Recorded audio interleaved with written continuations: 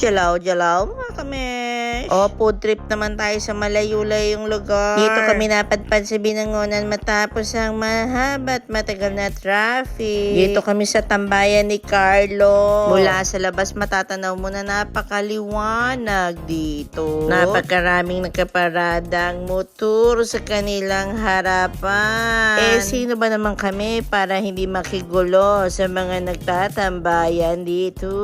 So, ito ang kanilang menu at masasabi kong Murabel's Chick. Kaya naman pala maraming tao. So, ito na mga order. May puisabaw. Ang bestseller nilang chicken, inasal. At ito pa, may Murabel's Chick na Okinawa milk tea sa halagang 49 pesos. Masarap Hindi ko akalaing napagkarami naman pala ng broccoli sa halagang 150 pesos. At ito na ang nakakabusog na carbonara sa halagang 99 pesos. 1 to 2 person.